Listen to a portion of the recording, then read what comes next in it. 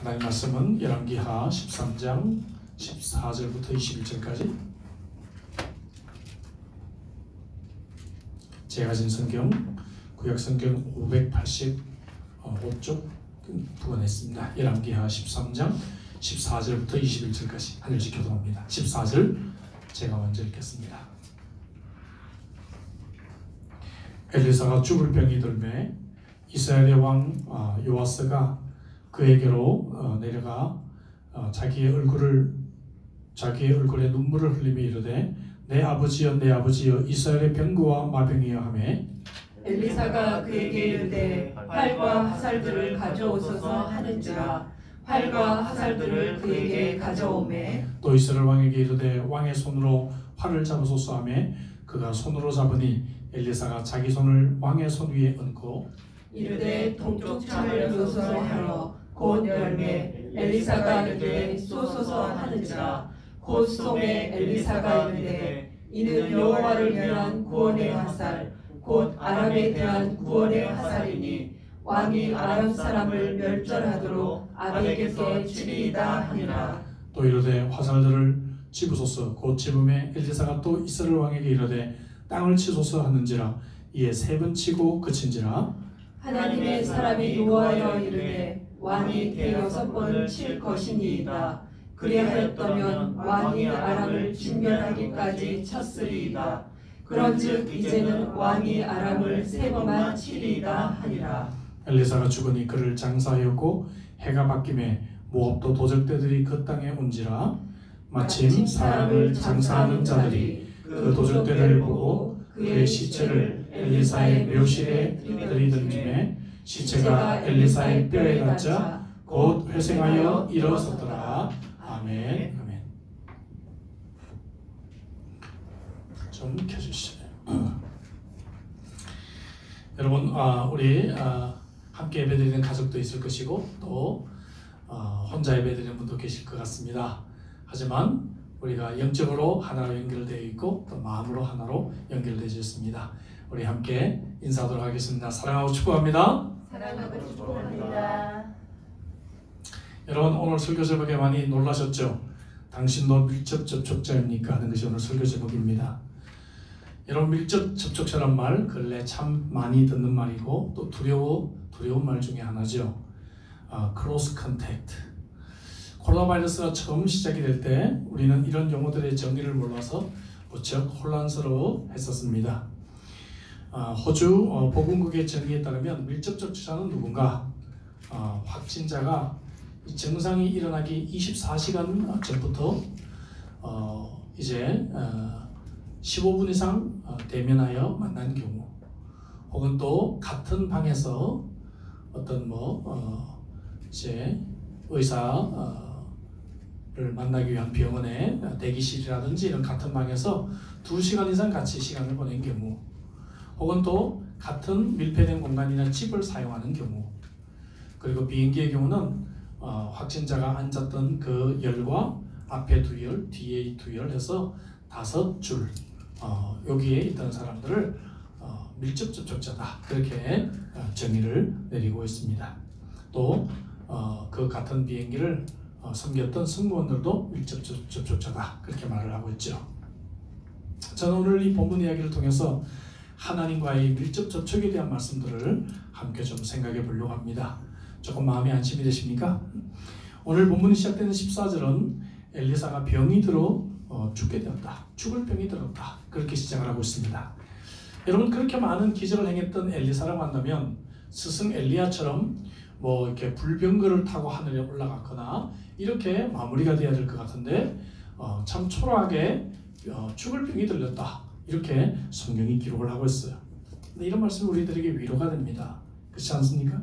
하나님은요, 모세나 엘리야처럼 죽을 때까지 기력이 하나도 쇠하지 않게 하시는 경우도 있고, 여호수아와 엘리사와 같이 이렇게 연약한 모습으로 늙어서 죽게 하실 수도 있습니다. 물론 우리는 우리의 죽음이 아름다운 죽음이 되도록 기도해야 합니다. 우리의 죽음이 간증이 됐으면 좋겠다, 그런 생각들을 참 많이 해요. 하지만 우리가 교통사고로 죽는다라든지 코로나 바이러스에 걸려서 갑자기 죽는다 해도 참 우리는 별로 당황할 필요는 없습니다. 그리스도인들에게는 어떻게 죽느냐 이것은 별로 중요하지 않아요.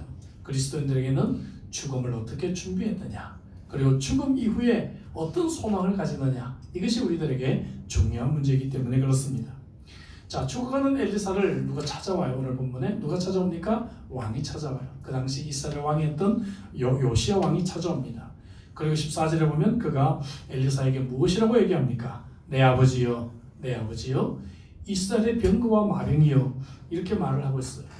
실제적으로 엘리사는 지금까지 나라를 지키는 병거와 마병이었다는 것이죠.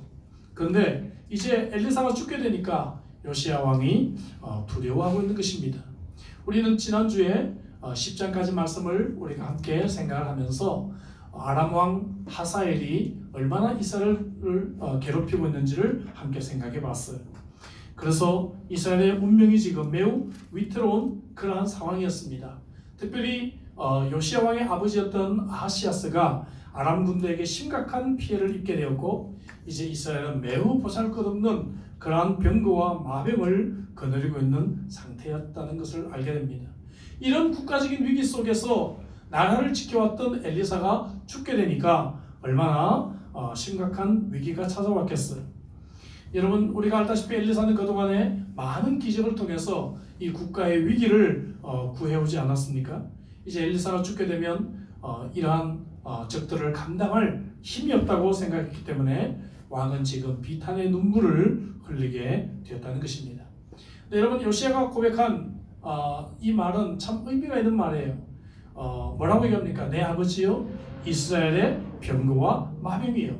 이것은 여러분 엘리사가 그의 스승 엘리야를 마지막으로 여러분 임종할 때 외쳤던 말이에요. 그 똑같은 말이 이제 다른 사람에게 의해서 엘리사에게 들려지고 있는 것입니다.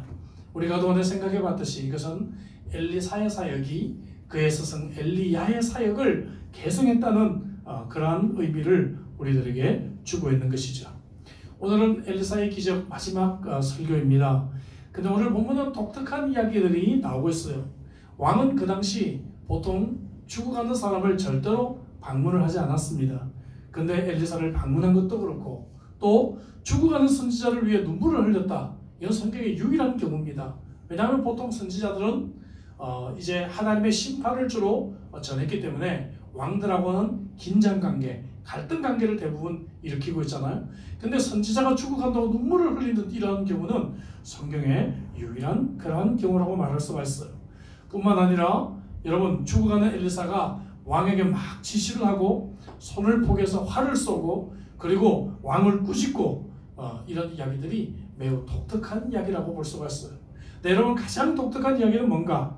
마지막 부분에 엘리사가 죽고 난 뒤에 여러분 시체가 엘리사의 시체라 하니까 죽은 시체가 일어났다는 것. 여러분, 이게 얼마나 기가 막힌 이야기입니까? 오늘 우리는 이러한 특이한 이야기들을 통해서 하나님과의 이 밀접 접촉의 중요성을 함께 세 가지로 생각을 해보려고 합니다. 첫째, 그것은 바로 오늘 보면 하나님의 손을 포개는 자의 축복을 우리들에게 말씀해주고 있습니다. 여러분, 당시 이 지방에서는요 상징적인 행동을 통해서 메시지들을 전달하는 이러한 경우들이 자주 있었습니다. 구약성경에 보면 그렇잖아요. 여호보암에게 옷을 찢어서 12조각 내게 하고 이런 것들이 뭡니까? 이러한 상징적인 행동을 통해서 메시지들을 분명히 클리어하게 분명하게 전달하는 그러한 방식이었어요. 그래서 엘리사가 활과 화살을 가져오게 합니다. 그리고 왕이 활을 잡도록 하고 동쪽 창을 열고 난 뒤에 그쪽을 향해서 활을 쏘게 만듭니다. 여러분, 중요한 것이 있어요. 16절에 보니까 뭐라고 되어 있는가 하면 엘리사가 자기 손을 왕의 손에 얹었다. 그렇게 말을 하고 있습니다. 자기의 손을 왕의 손에 얹었어요. 활을 친 여러분 왕의 손 위에 자기의 손을 얹었다는 것이죠. 엘리사는 지금 이런 행동을 통해서 자신의 이제 세상을 떠나지만 하나님은 여전히 살아계시고 하나님의 손을 붙잡는 자를 하나님은 결단코 버리지 아니할 것을 보여주고 있는 것입니다. 이러한 확신이 왕에게 필요했던 것이죠. 왕의 손이 자기의 손과 동일하게 되어서 지금까지 자기를 들어 쓰신 그 하나님이 이제 왕을 들어서 사용할 것이다. 그런 약속의 말씀, 희망의 말씀을 그들에게 주고 있는 것입니다. 그래서 하나님의 이 승리가 엘리사가 죽고 난 뒤에도 계속 이 땅에 임하게 될 것을 말씀하고 있는 것이죠. 그래서 17절에 보니까 여호와를 위한 구원의 화살이다 그렇게 표현을 하고 있습니다. 더욱이 동쪽은 지금 하사엘이 이미 점령한 땅이고 그 점령한 땅 중에 여러분 아벡이라고 하는 곳에서 승리하게 될 것이라는 매우 구체적인 희망의 메시지를 지금 전달하고 있는 것입니다. 여러분들 우리가 한 가지 생각해 볼 것이 있어요. 뭔가 하면 요아스라는 인물이 도대체 어떤 인물이길래 하나님께서 약속해 주시는가. 오늘 보면 조금 앞부분 11절에 보면 이런 말씀이 있어요. 그는 여호와께서 보시기에 악을 행하여 이스라엘에게 범죄하게 한 느밧의 아들 여로보암의 모든 죄에서 떠나지 아니하고 그 가운데 행했던 사람이다. 여러분 이런 사람이에요. 하나님 보시기에 악을 행한 이러한 사람에게 하나님께서는 이러한 승리를 약속하고 있다는 것이죠. 이런 사람에게도 하나님께서 은혜를 베풀어 주신다는 것입니다. 그 이유가 뭘까?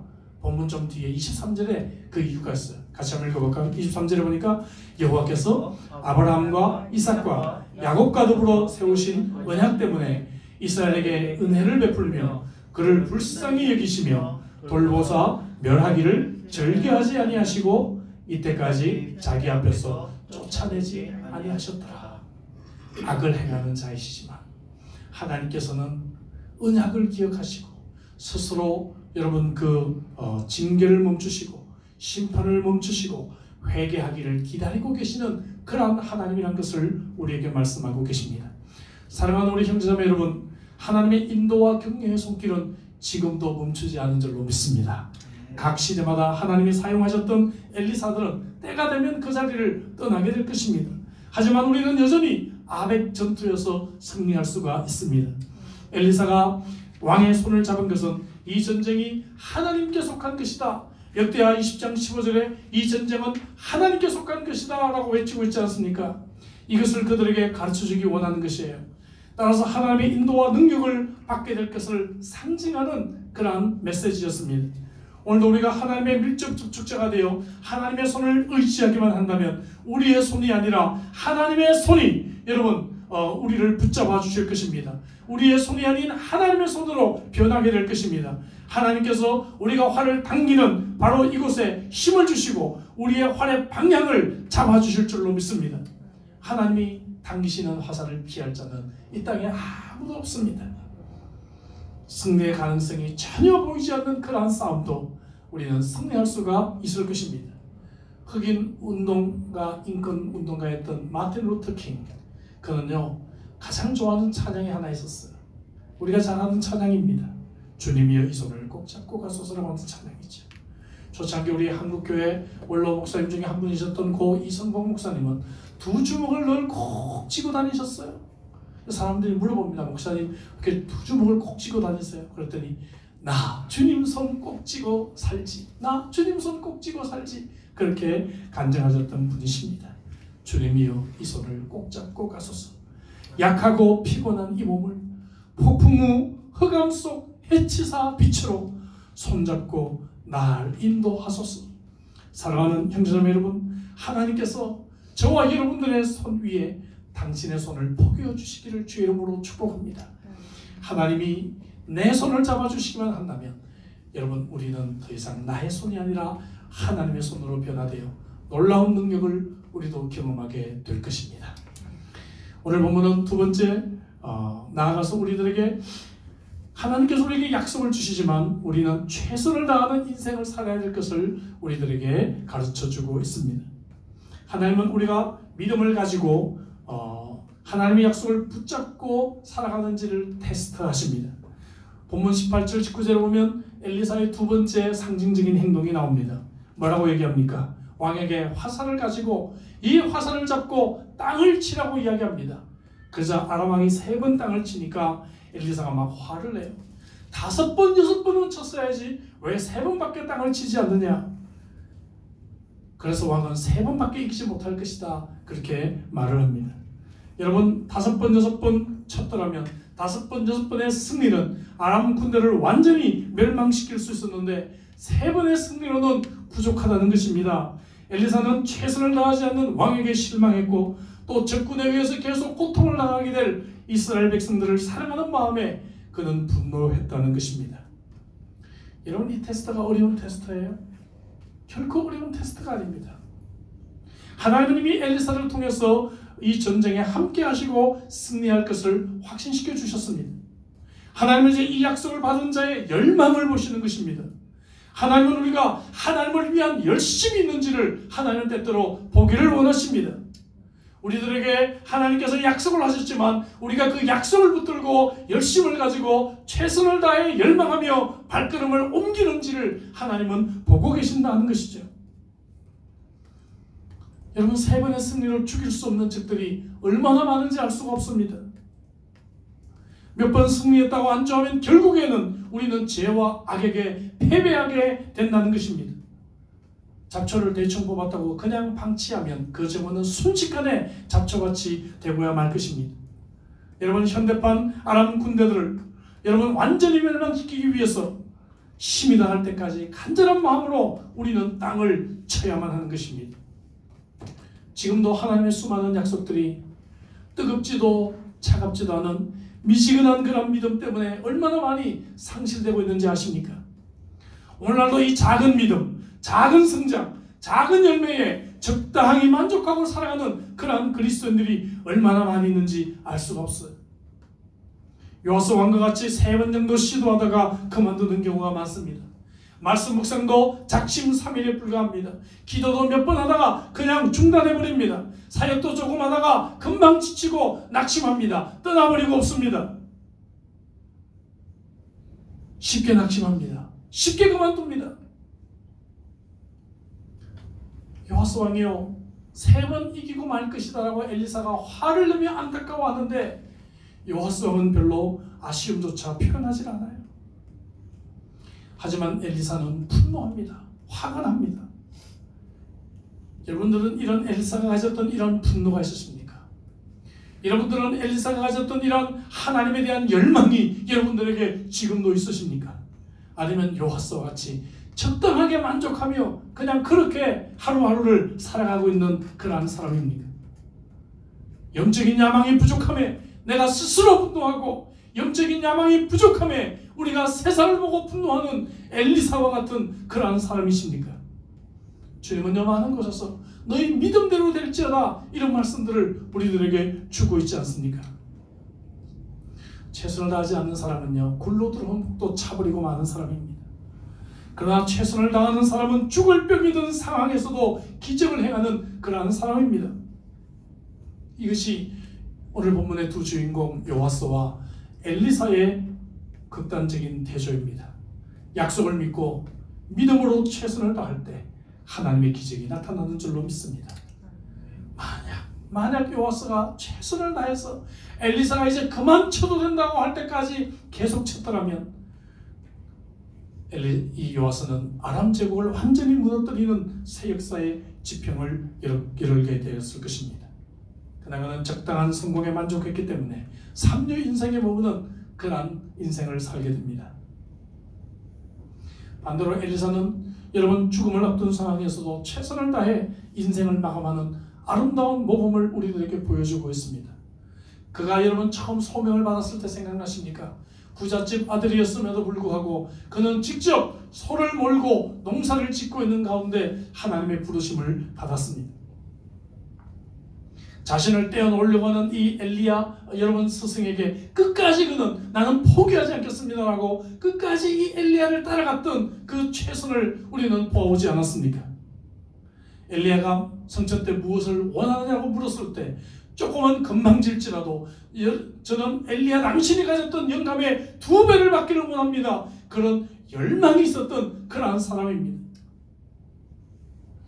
그는 이스라엘 나라가 불안정했던 과도기에 왕 5명을 거치면서 무려 56년 동안 초지일관 백성과 그리고 왕을 섬겼던 그러한 선지자였습니다. 여러분 성경에 보면 대부분 성경의 위인들의 약함과 실수 혹은 죄 이런 것들이 기록되어져 있어요. 그의 스승 엘리야만 해도요, 그는 탈진해서 낙심해서 하나님 나를 제발 죽여주십시오라고 그렇게 외쳤던 사람이에요. 여러분 엘리사의 이야기를 읽어보면 엘리사는 조금도 그의 약한 면이나 혹은 그가 실수하거나 범죄한 기록을 찾아볼 수가 없습니다. 그는 끝까지 그의 사명을 참 잘 완수했던 사람이 바울 사도의 고백과 같죠. 디모데서 4장 7절 8절에 바울이 무엇이라고 얘기합니까? 나는 선한 싸움을 싸우고 나의 달려갈 길을 마치고 믿음을 지켰으니 이제 후로는 나를 위하여 의의 면류관이 예비되었을 것이다. 최선을 다해서 하나님이 주신 그 인생을 경주했던 사도 바울의 고백을 우리가 읽게 되는 것입니다. 목표를 달성하기까지 주님의 말씀대로 구하고 찾고 문을 두드리는 이러한 최선의 인생을 하나님은 보시기를 원하십니다. 하나님의 나라를 위해, 하나님이 주신 내 삶의 목표를 위해 여러분 왜 최선을 다하지 않습니까? 왜 그저 적당한 그러한 성공에 만족하고 계십니까? 적당한 은혜에 머물러 계십니까? 더 영적인 목표를 세우십시오. 더 최선을 다해 보십시오. 하나님은 우리가 생각하는 것보다 훨씬 더 크신 하나님이십니다. 하나님은 내가 지금 누리고 있는 것보다도 훨씬 더 많은 축복을 우리에게 주시기를 원하시는 그런 하나님이십니다. 19세기 설교가 크리스마스 에반스는 이런 말을 남겼습니다. 내 인생이 녹슬어 버리기보다는 다 타버리는 편이 훨씬 좋다. 인생은 녹슬어 못 쓰게 되든지 달아서 못 쓰게 되든지 둘 중에 하나이다. 참 멋진 말을 했어요. 자, 여러분들은 어떤 인생이 되기를 원하십니까? 녹슬어서 못 쓰는 인생이 되기를 원하십니까? 아니면 내 인생이 닳도록 주님을 위해서 섬기다가 달아서 못 쓰게 되는 엘리사와 같은 그런 인생을 사시기를 원하십니까?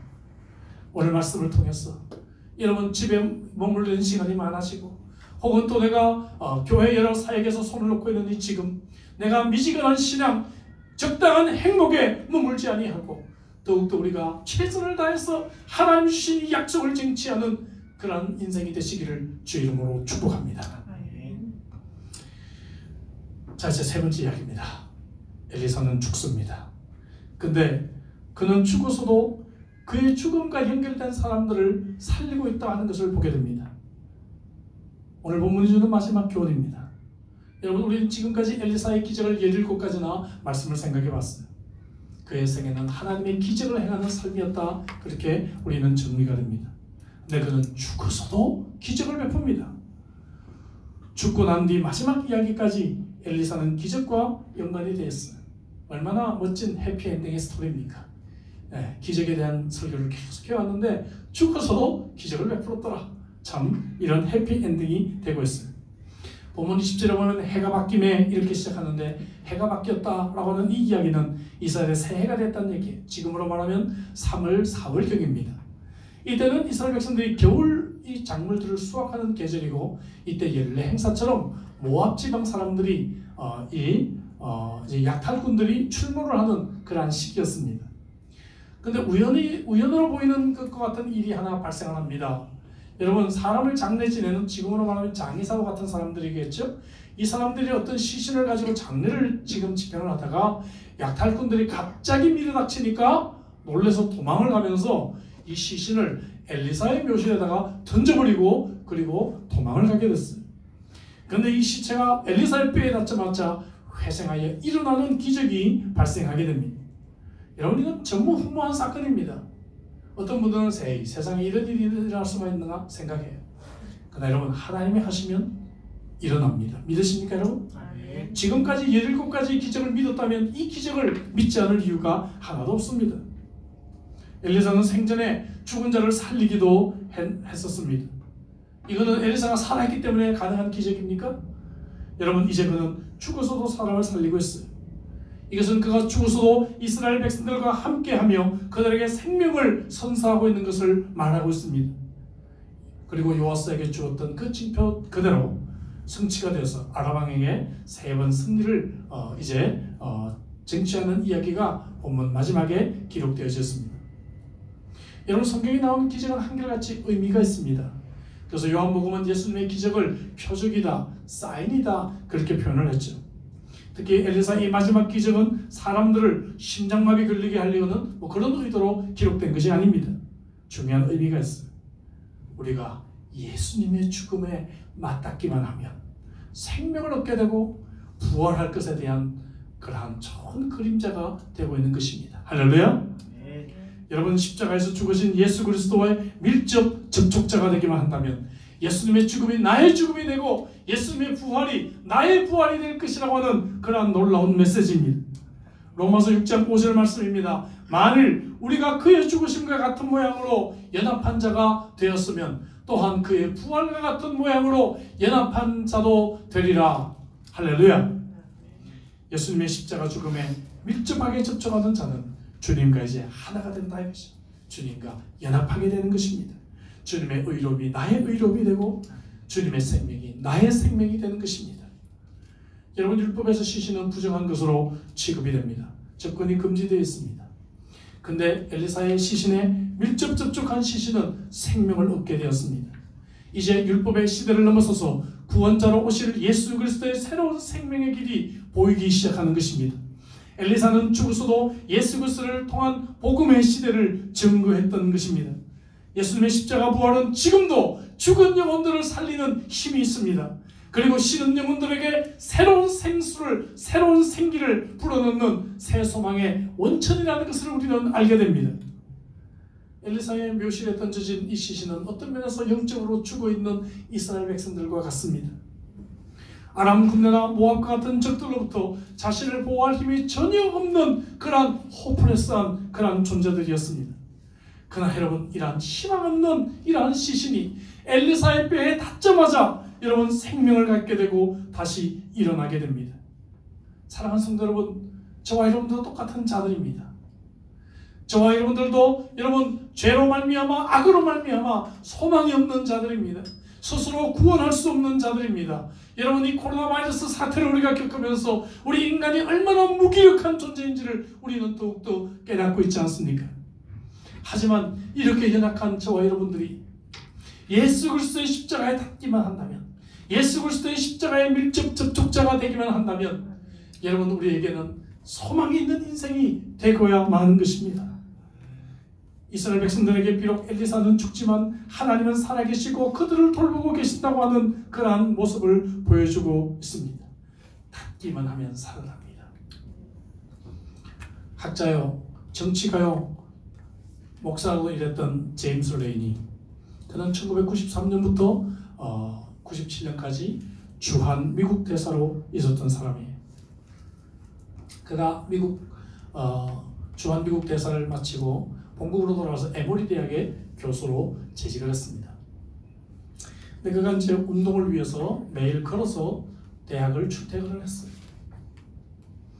어느 날 출근을 하는데 집 앞에서 쓸쓸하게 앉아있는 어떤 노인을 발견하게 됩니다.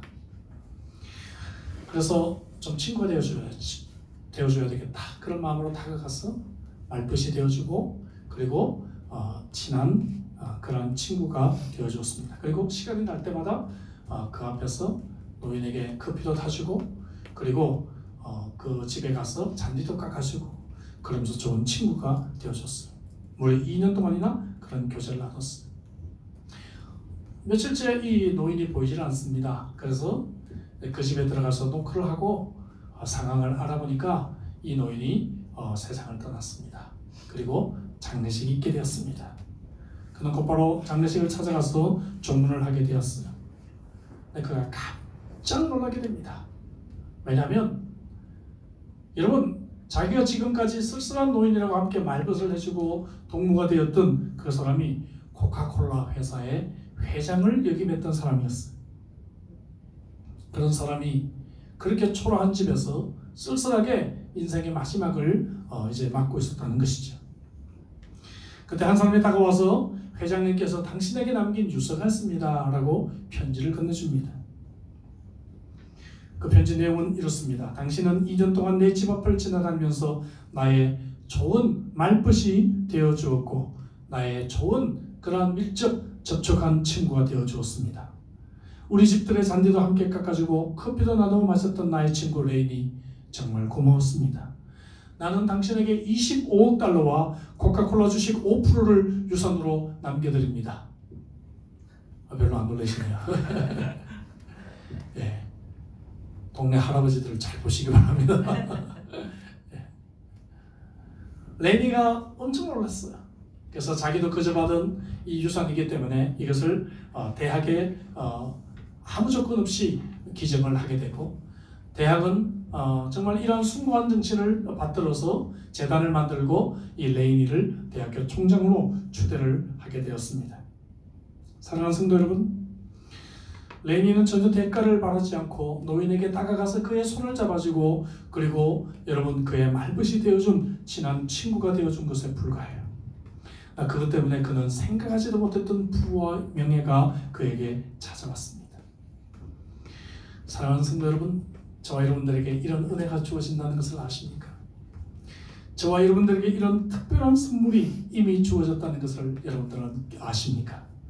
바로 우리가 예수 그리스도의 십자가에 우리가 다가가서 예수님의 친구가 되어주고 예수님의 밀접 접촉자가 되었을 때, 주님은 이 세상의 그 어떤 보화도 바꿀 수 없는 놀라운 선물들을 우리들에게 주신 그러한 주님이십니다. 우리들에게 영원한 생명을 우리들에게 주셨다고 하는 것이죠. 사랑하는 형제자매 여러분, 그렇다고 한다면 저와 여러분들은 정말 주님의 사랑하는 주님의 밀접 접촉자인지를 여러분들에게 물어보고 싶습니다. 하나님의 손을 포개고 그리스도의 십자가에 다가가는 하나님의 진정한 밀접 접촉자가 되시기를 주님의 이름으로 축복합니다. 그것이 우리가 살 길이고 우리가 축복받는 길입니다.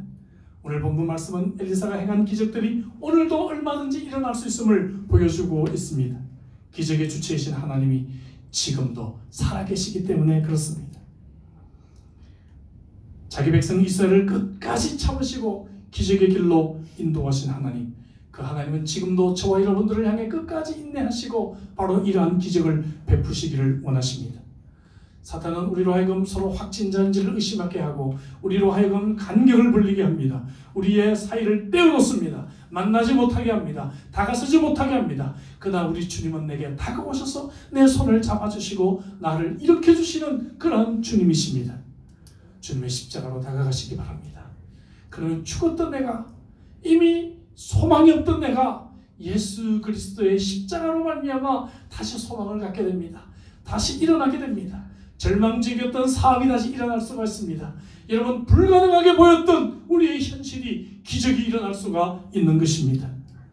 하나님의 밀접 접촉자로 살아갈 때 우리는 다시 살 것이며 새로운 승리가 우리에게 주어질 것입니다.